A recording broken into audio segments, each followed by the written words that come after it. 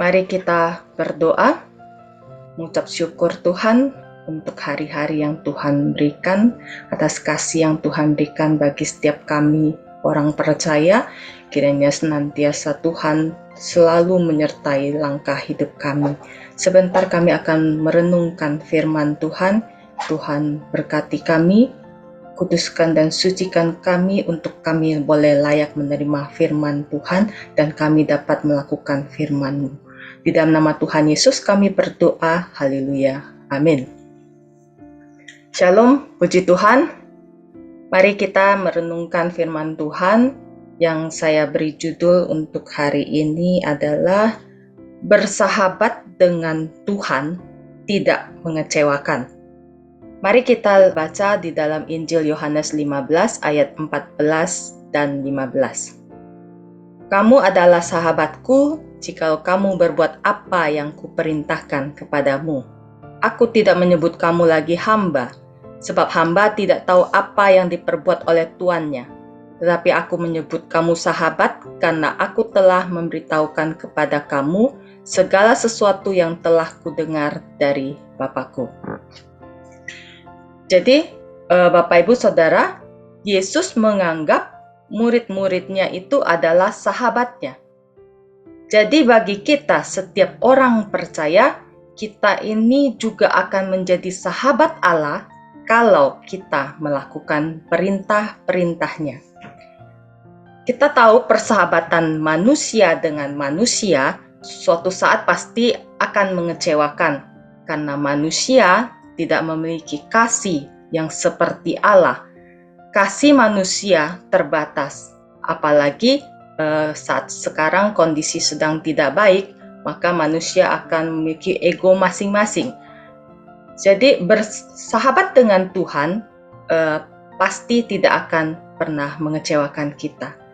Seumpama sebuah pokok anggur, kita ini adalah ranting-rantingnya. Jadi setiap kali kita melekat dengan pokok anggur, maka kita akan menjadi sama, lalu kita juga akan berbuah dan kita akan menjadi berkat. Nah, Yesus menjadikan kita sahabat, jadi kita harus berbahagia. Sahabat itu artinya kita memiliki hubungan yang dekat, hubungan yang Tuhan itu memberitahukan rahasia-rahasia. Jadi setiap saat itu kita akan senantiasa bersama-sama dengan Tuhan, sehingga kita akan mengenal Dia dan kita juga akan mengerti keinginan sahabat kita. Jadi seorang sahabat akan melakukan apa yang akan diminta oleh sahabatnya. Oleh sebab itu, sebagai sahabat Tuhan, kita harus melakukan apa yang Tuhan Yesus perintahkan kepada kita. Kita lihat lagi Injil Yohanes 14 ayat 15. Jikalau kamu mengasihi aku, kamu akan menuruti segala perintahku. Jadi, salah satu perintah Tuhan adalah kasih, mengasihi, memberikan kasih kepada orang lain. Jadi poin pertama hari ini adalah untuk menjadi sahabat Allah, kita harus melakukan perintah. Perintah siapa? Perintahnya Tuhan. Jadi poin pertama adalah melakukan perintah Tuhan. Kita tidak akan bisa mengasihi orang kalau kita tidak mengenal orang tersebut. Sama halnya kita kalau tidak mengenal Tuhan, kita juga tidak akan bisa mengasihi Tuhan. Seperti yang tertulis di dalam kitab 1 Yohanes 4 ayat 8, itu dikatakan, barang siapa tidak mengasihi, ia tidak mengenal Allah, sebab Allah adalah kasih. Kasih itu adalah teladan yang Tuhan Yesus ajarkan kepada kita untuk boleh kita lakukan bagi orang lain. Nah, Bapak Ibu Saudara, beberapa hari yang lalu saya ini melihat langsung kejadian ada seorang ibu di mana dia jatuh dengan motornya karena tidak seimbang. Waktu itu posisi saya sedang berlawanan dengan kejadian itu. Si ibu itu langsung ditolong oleh orang yang ada di sana, dan motornya juga diangkat. Jadi kondisi waktu itu saya melihat ibu itu tidak ada luka yang berat karena dia hanya terjatuh, karena kondisi waktu itu dia tidak melajukan kendaraannya dengan kencang. Sehingga saya langsung meninggalkan lokasi kejadian, dan di perjalanan sambil saya menyetir, saya merenungkan kejadian tersebut. Kalau dari kejadian tersebut, yang namanya perbuatan kasih ini bukan hanya memberikan apa yang kita bisa, tetapi juga kita harus bisa berkorban. Karena kalau seandainya waktu itu kondisi ibu ini sedang tidak baik-baik saja ataupun bahkan lebih parah, jadi kita harus bisa menolong, bahkan kita juga harus bisa sampai berkorban, kita juga harus bisa berkorban. Inilah yang kasih yang Tuhan ajarkan kepada kita. Nah, kita lihat contoh Alkitab Bapak Abraham. Bapak Abraham, kita tahu dia ini waktu memiliki anak itu di umur yang sudah usia lanjut. 100 tahun dia baru bisa mendapatkan anak. Nah, seorang bapak pasti mengasihi anaknya dengan kasihnya yang luar biasa. Tetapi waktu Tuhan meminta kepada Abraham untuk mempersembahkan anaknya ini di tanah Moria, di atas gunung, apa yang dilakukan Abraham? Abraham ini melakukan perintah Tuhan. Oleh sebab itu, kita tahu Abraham itu juga dikatakan adalah sahabatnya Allah.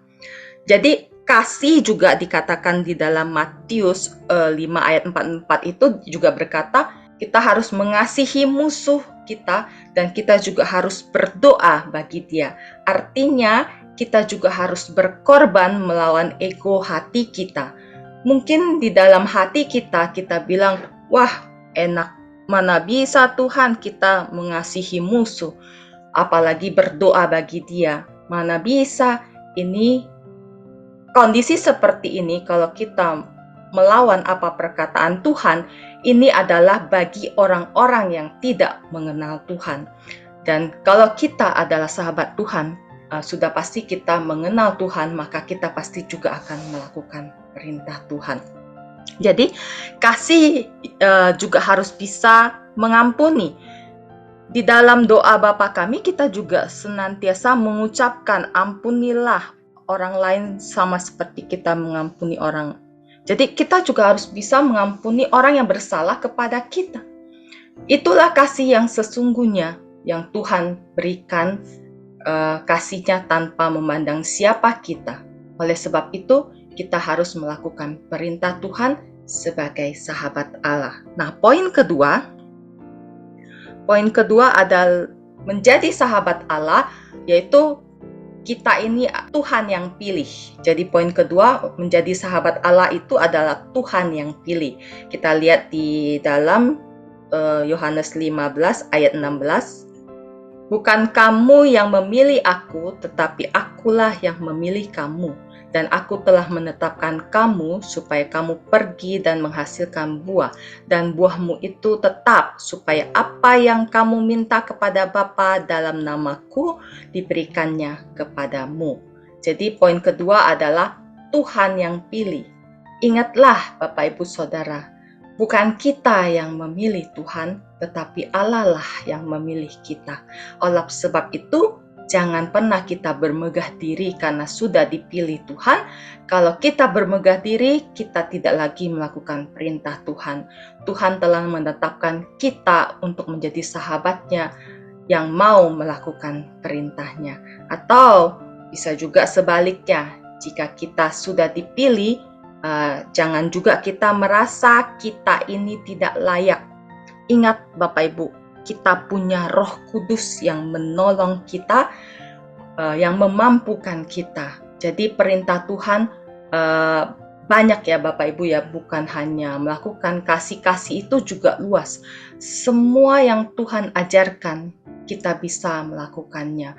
Mungkin dalam hal melayani, mungkin juga bisa dalam hal menginjili supaya orang-orang yang tidak mengenal Tuhan menjadi kenal akan Tuhan.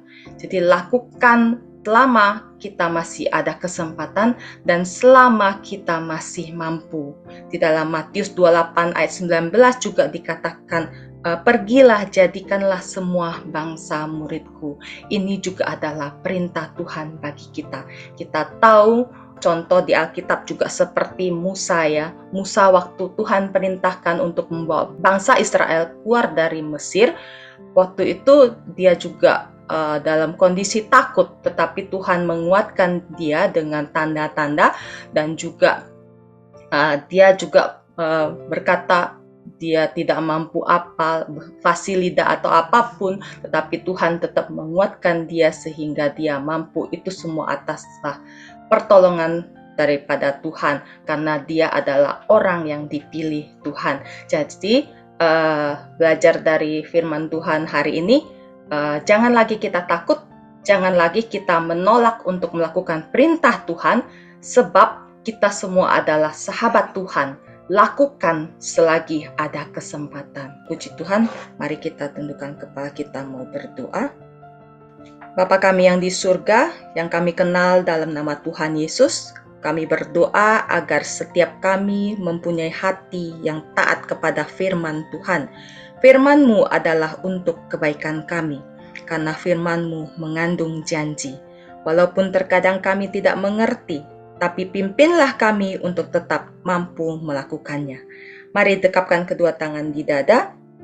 Jika saudara punya pergumulan, persoalan, tantangan di dalam karir, studi, keuangan, masalah keluarga, kesehatan, apapun juga termasuk perjodohan, biarlah berkat Tuhan turun ke atasmu dan kekuatan kasih Tuhan turun atasmu, dan percayalah Tuhan akan membukakan pintu-pintu berkat serta damai sejahtera Allah menaungimu senantiasa. Saudara yang terkasih, jika ada yang sakit, mari tumpangkanlah tanganmu di bagian yang sakit supaya menjadi sembuh di dalam nama Tuhan Yesus Kristus. Haleluya. Amin. Jika saudara masih memiliki pergumulan atau perlu pelayanan doa, silakan menghubungi nomor yang tertera. Tuhan Yesus memberkati.